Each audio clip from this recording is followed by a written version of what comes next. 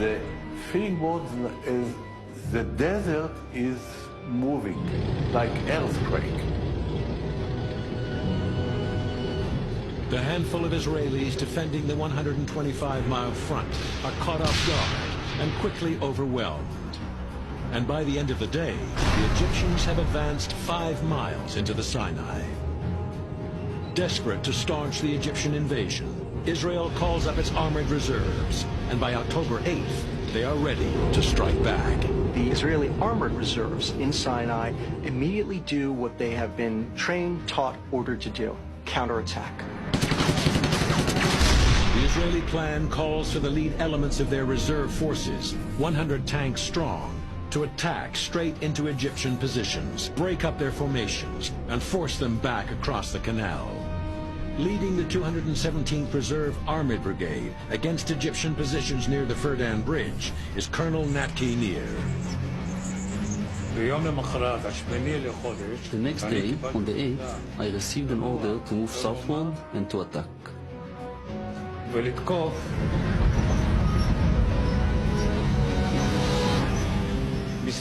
On my left, another tank brigade was supposed to attack. But when I got my orders to attack towards the Firdan, there were no forces on my left.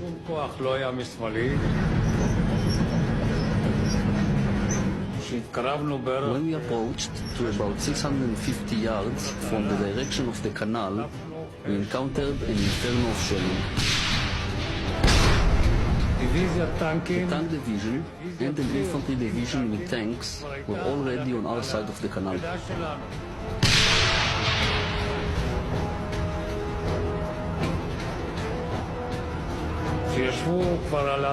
They sat on our sand ramparts, on our side of the canal, and hunted us.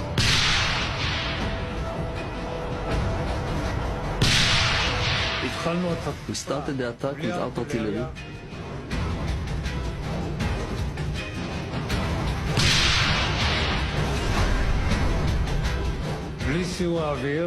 Without air support, and the whole attack depended on tanks.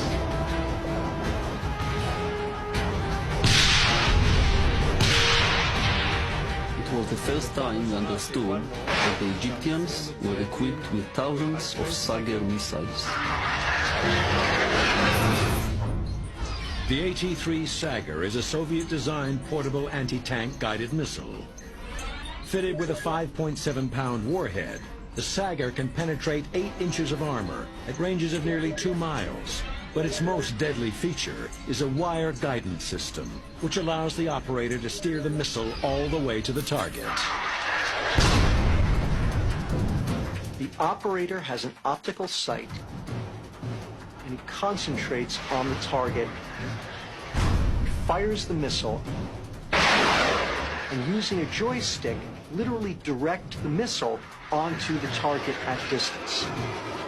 It's effective. And it allows Egyptian Sager operators to fire volleys of missiles with a fairly good hit rate.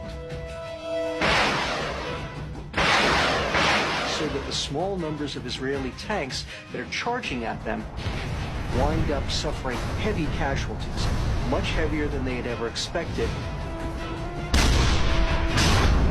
My battalion faced mainly Sager missiles.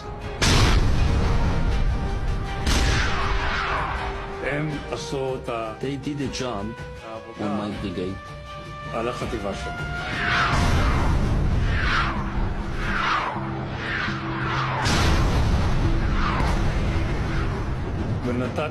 I gave an order to retreat.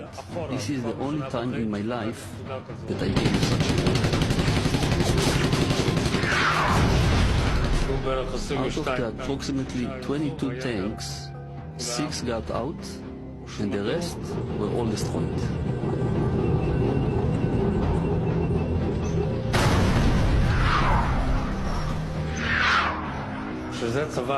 This was a different army. This was not the same army I fought against in the 6-day war.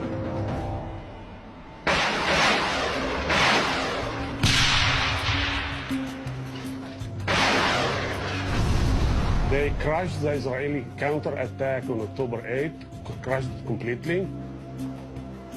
This is an unbelievable victory by the Egyptians, something that they have never achieved beforehand, and it is a stunning reversal for the Israelis.